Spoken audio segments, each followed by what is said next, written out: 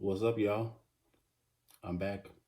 It's the Dearly Deep Heart Id podcast once again. Once again, tell a friend, tell a friend, tell a friend to tell a friend. It's the Dearly Deep Heart Id podcast. Um, I missed, I think, 2 weeks. My bad. Really just wanted to just take back control of my time and what I wanted to do. And also didn't want to just throw out anything. Yeah, so I took a week or two to just say no. I don't feel like getting up and talking and doing this. But over that 2 weeks, I experienced something, a common theme amongst human beings, and that is rejection. Um, so I just want to get right into rejection. Yeah, let's talk rejection. I'll start this off with, you walk up to somebody. I took a little note, so, you walk up to somebody, a stranger, and you say, hello. And they say, hi. And you're good. You don't want much from them. That was it. You just want to say hi, just to be nice. That's it. You never see the person again. You're gone. You walk up to someone you're attracted to because you saw them on a train, or you saw them just out at the grocery store. Hello. They look at you like, hey, and then that's it. you know cool, right? Maybe you didn't have enough courage to say anything that day, but your reason for talking to this person is a little different. So what happens if you walk up to that person and you say hello and they look at you like you're crazy and then turn around and don't say anything to you at all? Or what if you walk up to that person and you say, hi, my name is blankety blank, and then they just don't respond? They just act like you're not even there. You know, you say hi and they look right through you, you know, like you don't even exist. That is the type of rejection, you know, that I think I've been feeling. But wait, no. Here we go. Another added example to that. Now let's say you know this person. You guys hung out. You two hung out. Um, let's say you not only hung out, let's say you actually hooked up. You actually went on dates. You hung out together and had sex numerous times. Well, let's say you had sex one time and it was good. You walk up to this person and you say, hey, and then they act like they didn't see you or hear you. Now, this is the person that you've had sex with numerous times and you've done a lot and you've met parents and hung out with friends. You walk up to that person and you say, hey, and they don't say anything. And you think to yourself, why is this person that I know not saying anything to me at all? Like, we were fine yesterday. We were fine last week. We were fine this morning when I said hello. But it's 8 o'clock and this person does not know me. That's the that's more of a example of what I feel like I've been going through. So I will say that I definitely felt alone these past 2 weeks for whatever reason. Not even alone in a bad way, just started thinking about relationships. Well, I'm always thinking about relationships, but I started thinking like, you know, I probably shouldn't say anything to this person, but it's been a while, so let me reach out. And yeah, you've heard this story from me before, so that's not the shock. But I reached out to the other. Wasn't even going to bring this up, but I did. Um, and it was just on some really like I'd been thinking about her because we hadn't talked in a while. And I mean, regardless of anything, I didn't think that we had enough of an issue to not ever speak again. So the first thing that happened is, I just kind of like said, hey, what's up? Miss you, haven't talked to you kind of thing. She didn't respond. And so I wrote, so you're not going to say anything. And she didn't respond until like the next day. And she actually responded like, should I? Why should I? And of course, on that note, I was kind of just like, I wanted to be like, forget it. Can't even be a nice guy anymore. Can't even be a nice guy in 2020 no more, right? So I wanted to really just be like, forget it. But I let her have that. I was just like, well, you don't have to say anything if you don't want to, like we don't have to talk. But I was just reaching out because it's been a while. And she goes, you haven't reached out all this time. No, she said, nigga, please, you haven't reached out all this time. Speaking of throughout the COVID situation. And I'm like, actually, yes, I did. You just didn't respond. And I tell her, I'm like, you didn't respond. And she says, no, that must have been another bitch. I'm like, whoa, like, where is all this aggression coming from? And I'm like, no, it was you. She's like, I have the message. And I'm like, yeah, the last thing I sent you was, you know, just checking on you with all that's going on. And she actually sent me something different. It just said, hey, but I'm pretty sure since she never responded, I just didn't send. I mean, not didn't send. I unsent that message. But even if I didn't, I did say, like, hey, and she didn't respond. So, regardless, but I'm pretty sure I know that I sent, like just checking on you, and that's why I was actually shocked over this whole time that she had never said anything back. But anyway, that doesn't even matter. It was so much aggression, and I was really wondering, like, what was the what is the real reason, like, because you added on something when you basically said you hadn't said anything all this time, so why now? And so if I say I actually did and you just didn't get the message or you just didn't respond, that should have been, if that was the issue, then that was the issue, and I just rectified that. But obviously there was a bigger issue, so I was like, well, you know what, I wasn't trying to go there with you. It's cool. If you want to hit me up, I just want to know if you want to still talk, kind of thing. And then she said, nah, I'm cool. And but I didn't, with the way she, well, how she said it or when she said it in that text, I didn't know that she was saying like, no, she doesn't want to. Said something else, but anyway, I was like, all right, cool, whatever. So that was that. Um, but it was just really shocking to to me still, because I'm not gonna lie, like, I know it's fake. I know it's phony. I know that the reason she's not talking to me is because it's her way of justifying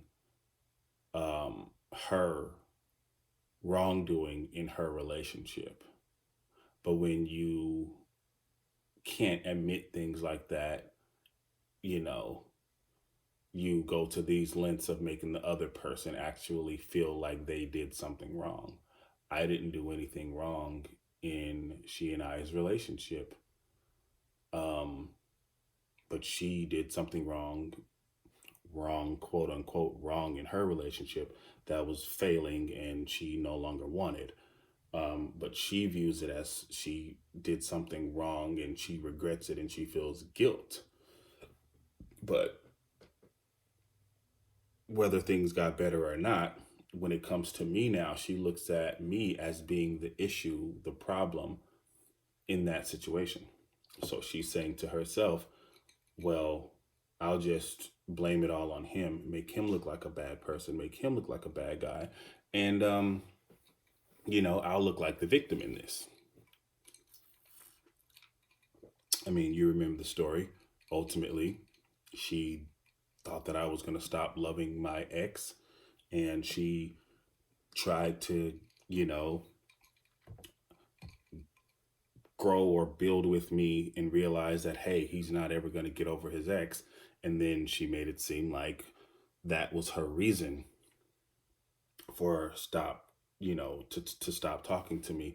And then it went on to what I just said, the regret, the I cheated on my boyfriend, and you know you're the bad guy because you made me feel bad afterwards, not for doing that but in other things. And it's like, well, that's not true, but it is what it is, so that's that. But I also reached out to Chanel, because not even like a big thing. I wrote, I looked at her pictures, and again, no real excuse, but you get really bored and lonely. And again, not lonely in a bad way, like, oh my God, I'm pulling my hair out, bored and lonely. No, just like, like just in the house, just watching TV. Nobody's around. My sons went back to school, so he's back and forth now, from here in his mom's house. So I'm just a lot of times just sitting at the house by myself. And I was like, well, won't hurt, but it will. I just hearted. I put no. I sent a heart to her. She liked it. Then I wrote "thinking of you" a week later, and she liked that. And I didn't think that that meant that all of a sudden that was going to open up, the floodgates to more communication. But I was just really missing her, and I had a little drink, some little liquid courage, as they call it. But it wasn't liquid courage; it was more just, you know, inhibitions down, barricades, blockades down. So I wrote "miss your voice." No, I wrote "miss you, miss your voice." No like, but she read it, and that made me go back to the other and say, "Hey, are you still mad?" Because, like, again, we joked around a lot. We played around a lot. We played around and joked around a lot, and we argued a lot. So I thought that I could, get something out of her. No response. So those are the rejections.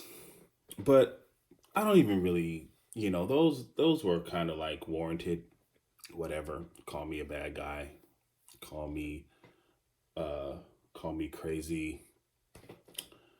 Call me. What did she call me? What did Chanel call me?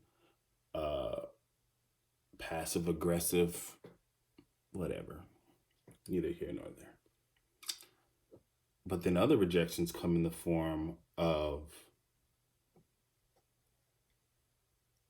just texting new people that you may or may not have just had 1 day conversations with and then not hearing anything. Or you may have, had, you know, hookups with these people and they don't say anything. But it just made me really think. And of course, this is only because I'm actually thinking about my ex and how she completely rejects me, right?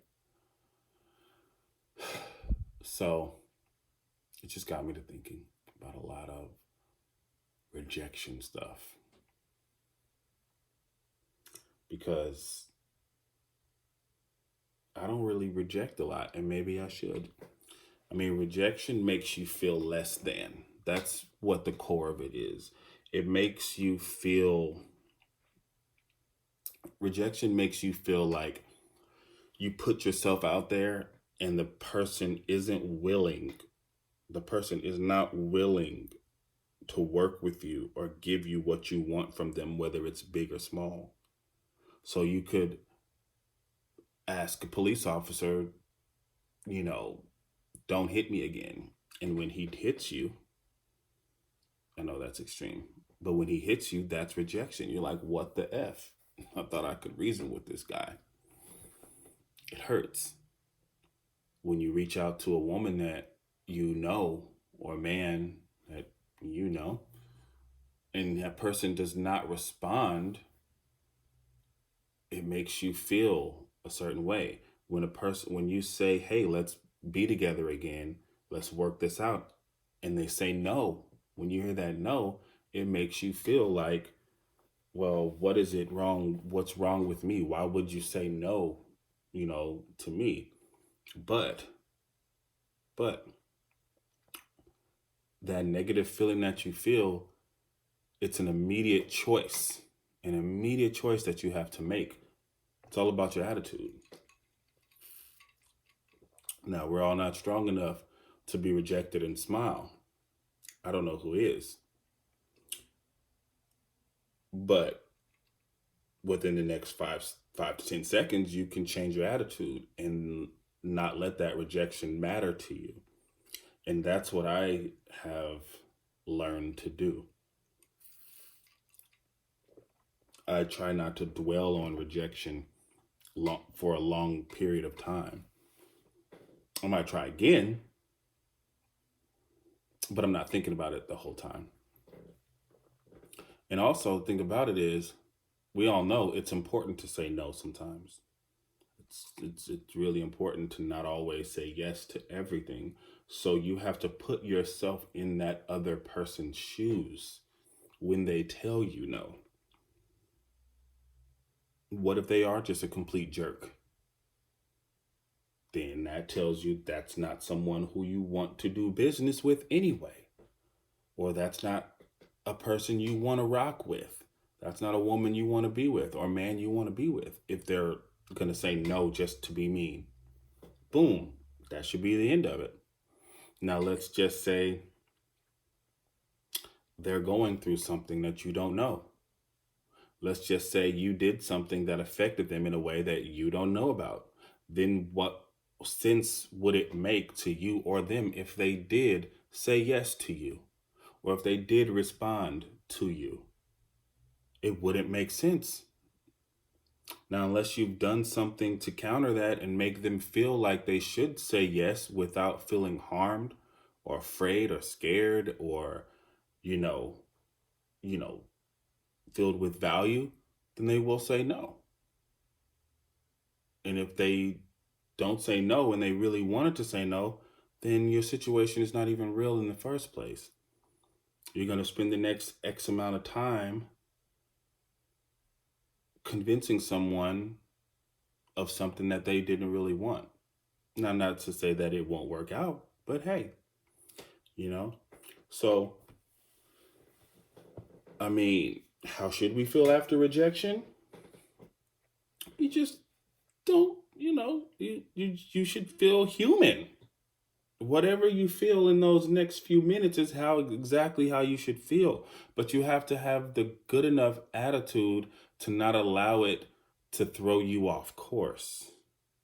So be sad, be mad, be depressed for a quick minute, but don't let it dictate your rest of your month, the rest of your week, year, whatever. Don't, you know, because if we're talking about love and relationships, thing about it is, yeah, you want that one person, but you have to be open enough to say this person does not want me. Now, with my situations, it was a little bit more clouded. It wasn't straightforward to the point where when it became straightforward, it was still like, well, I mean, this is a pattern, but I can't allow that pattern to dictate the next, my reaction either. A no is a no, a yes is a yes. I mean, a no is a no, but a yes can be a no if you really think about it. And so, in my quick research, I read or listened to rejection is God's protection. And I'm going to have another rhyme too. Rejection is God's protection. It's the universe's protection. If you drink alcohol and it makes you sick and you throw it up, that's your body saying, nah, man, this ain't it. Get this out of me. We got to get this out of me. I've talked about this. When I first started drinking alcohol, I would actually have to pee right away. My body was rejecting it. I wouldn't get, tipsy or drunk or anything. Even now, my body is, I think, I don't know, people say because your weight, your height, defines or dictates, how well you can drink alcohol. I don't freaking know. But I'm saying I don't really get tipsy or drunk unless I had to drink a lot. But anyway, if you throw something up, that's your body rejecting it, saying, nah, I don't want this in me anymore. So if you talk to this person and they're rejecting you, that's the world's way of saying you shouldn't be here. Because why else would somebody say no to you if they really wanted to be somewhere? There could be some reasons, but ultimately I can only think of like uncertainty could be a reason someone says no, or fear, or to just be a jerk, which you can get and leave that person alone, right? So rejection is God's protection. It's basically saying you think you want this, but you don't really, you don't want the aftermath of this. Looks good at first, but nah, you know. How many times have you been driving on the freeway and then, like maybe there was a lot of traffic, you're rushing and there's a lot of traffic, and then, you see the accident, that could have been you. I'm sure there's a better example, but you get what I'm saying. Don't take rejection so negative because it could be actually helping you. Um, yeah, not being rejected could bring more pain. So sometimes you might want that quick no rather than having that long, drawn out yes that leads to pain, right? I mean, yeah, you can argue, but it's experience. But sometimes that experience can really change the course of your life in a really negative way. So you got to just take that rejection and be like, it is what it is. And yes, I'm a man who has great advice, but I don't always follow it. Also, I've kind of already touched on it, but also rejection is projection. If they have this, you know, ill-fated thought about you or this misconstrued thought about you, that's their problem. And this brings in my ego a little bit because do I think I'm great? Yes, 100%. Do I think I'm a pleaser? Yes. Have I pleased? Yes. Have I healed? Yes. Have I made people feel great? Yes. Am I talking just purely sexual? No. Am I talking relationship wise? Yes. Am I talking, done things that I didn't want to do, but was like, this person really needs it, so I'm going to just do it? Yes.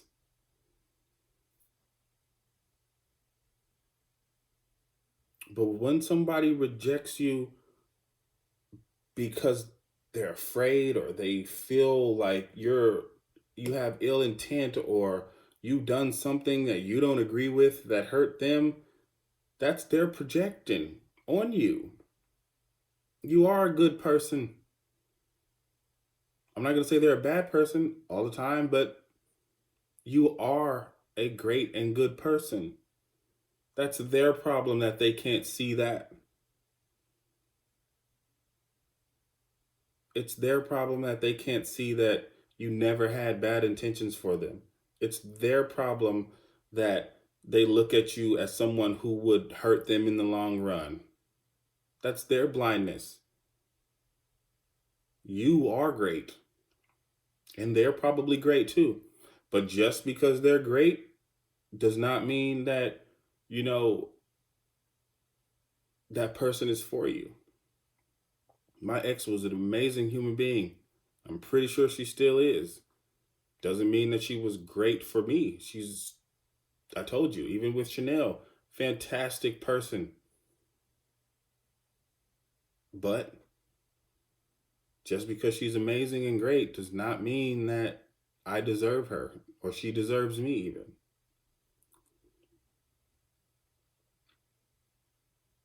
So, you know, there's many different ways to be rejected, you know, but you still kind of got to handle it the same. I mean, I've been rejected by people I care for outside of love relationships. I told y'all, sometimes I might text my friends and not get a response back, but I still get invited to the party. Amen. But it's not up to me to try to figure out why. It's up to me to just say, oh, well, no big deal. Keep moving. I rejected my father because he hits me up randomly after being away for a long time. Like, what do I need to say now? Like, I don't know. I want to talk. I just sent him some pictures because he popped up and asked for them. Um, so what about people who don't know how to reject? Weaker people. I said somebody might be in fear. That's why they don't reject me. Sometimes I say yes to things I don't want to say yes to. I don't want to say that I'm weak, but in that moment, I'm being a weak person because I'm not being honest. Right? I'm not being honest. I don't want to do that, but I said yes to it. Um,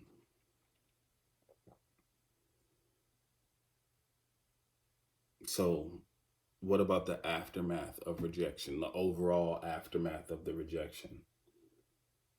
Has anybody ever been rejected to the point where they haven't bounced back or got something else that they didn't even know they wanted? Sure, they have. So, again, it's not the worst thing to ever happen. Being rejected for a job, I mean, we experience that all the time. Not getting that position we want, right? Uh, you might apply to 10 jobs and not get any of the 10. And then you apply to the 11th one and it's better than all the other 10 or 20 or 30 that you tried to get. It's all about your perspective and how you look at it, your attitude. So, you know, I don't think there's any me being rejected started this amazing podcast. It gave me lots of music. It gave me lots of songs. That's what rejection got me. You know, not saying that if I didn't get rejection, I wouldn't have other things or even more than what I have now. You know, but I'm not left high and dry for real. You got to turn that rejection into something else. Turn it into the money you want. Turn it into that project that you've been wanting to do. Turn it into experience. Turn it into a story. Make it a learning lesson you could tell somebody else. That's the aftermath of rejection. You know, it's what you want that rejection to turn into. Um, it gives you a story to tell. That's the aftermath. Um, who have I rejected? Hmm. I mean, I've rejected a lot of amazing women over the course of, you know, 10 years. Some that I have, tried to tap in with even recently. And you kind of want to see what happens. I'm not sure I want a relationship still, but, you know, they're pretty. Who have I rejected? Family. Family that I felt were, you know, not necessarily good for me at particular times. But then again, that makes them think. that makes them better, not being able to have access to me. Can't really think of a lot of, rejections that I've done because I look at things like, well, if I can help, then sure, why not? If I can't, I'll still try. And I mean, I don't really ask for much anyway. So, relationship wise, you know, maybe my standards are just too low because I don't really want much out of a relationship.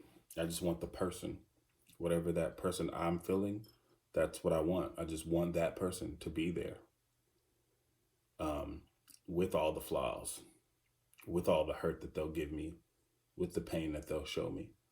I want it. I want the experience because you can't escape it in any relationship. So that's what I want in a relationship, but maybe that's too low, you know? Maybe I do need actual boundaries and standards, right? Because I would have took my ex in any form, any way she was, any point in her life. Now, in her 20s, in her 40s, screwed up in the head, not screwed up in the head. She was just who I wanted. And I think I would have learned to love even Chanel that exact same way. So that's what I want in a relationship. I want my person. Um, Getting over rejection, yeah. You ultimately you just stop allowing it to define you. That's it. You say no, no more. I'll just go get something else. If I can't have this hamburger from Wendy's because the line is too long, I will go to McDonald's and still get full for a little bit. And I'll try Wendy's again tomorrow. If I can never eat at Wendy's again, then I'll just make my own Wendy's at home. Rejection just means you have to go get something else and try to make that something else better. That's all. That's how you reject things. I mean, that's how you handle rejection. Um, so overall, I mean, I don't really think I'm even chasing a relationship right now. I've even posted on Facebook. I'm starting to miss having that person, that steady situation. But I don't know if this is somebody who I would say, and I'm not speaking to anybody in particular, I'm just saying in general, if I was to be in a relationship right now, it would just be to have a person around, you know, have fun with, because that's all I would want from a relationship right now. I don't want to share bills with anybody. I don't want money from anybody. I don't want to grow a business with anybody right now that I'm, seeing romantically. I just want to have fun with someone again regularly. I think that would be cool. Um, so where was I?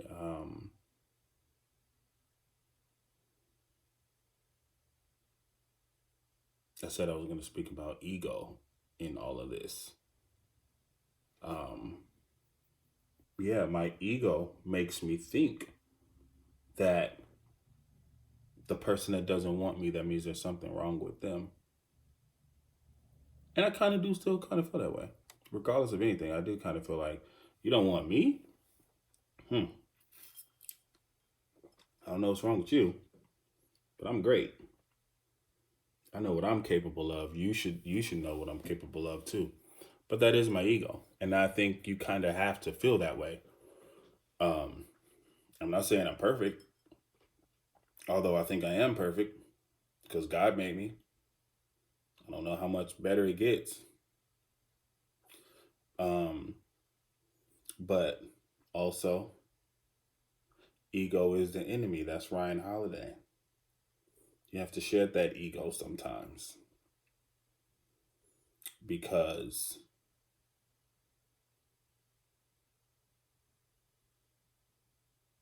I mean, having a huge ego is good for your confidence, but at the same time, it can blind you and it can keep you from growing, can keep you from being a better person. Um, Ego definitely played a big part in my breakup because, again, I thought there's no way she's going to actually be done with me.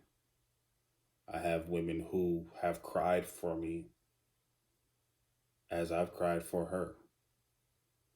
So if they're hurt about it, then she should be hurt about it. But everybody's different. She didn't want me as much. Or maybe she did. She was smart enough to get out of it. I don't know. Um,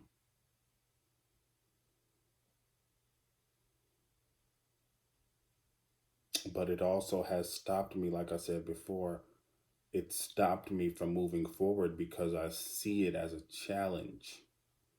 I see getting her back as a challenge. I see it as, well, I'll just work on myself and she'll find out about it and she'll see it and then she'll say, hmm, hmm, but I should be moving forward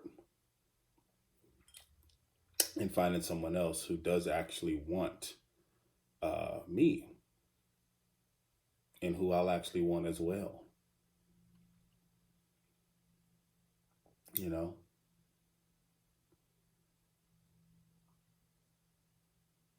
like I should have already found someone with all that I have going on, which, I thought it would be Chanel. Didn't work out. It is what it is. But I should have found somebody by now that actually likes me, like actually wants me. But again, I've rejected those women. Um, so at this point, I mean, I don't really feel important to anybody, as relationship wise. I mean, kind of outside of that too. I feel like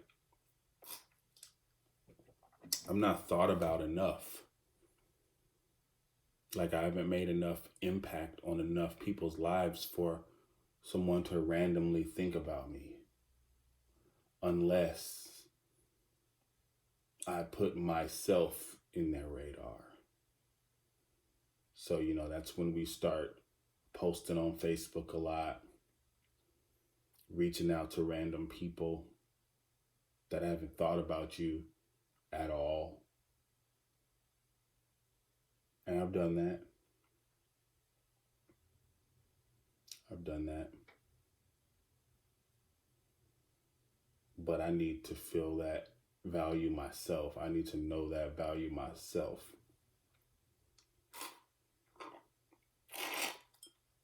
Sorry, listeners, for the slurping sound. Um,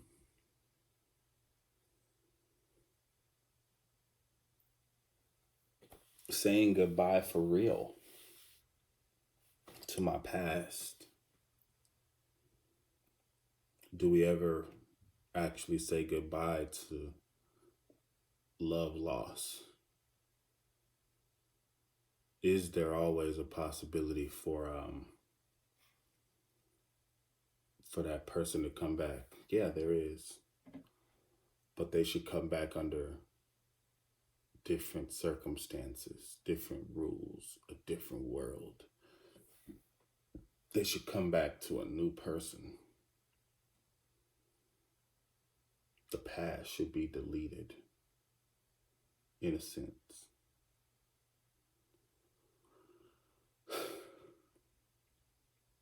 Do we ever actually say goodbye? Did I actually get a goodbye? Did I say goodbye back? No, I did not say goodbye back. Did she say goodbye that day she left? Yes. Did she come back a month later? Yes. Did she say goodbye then? No.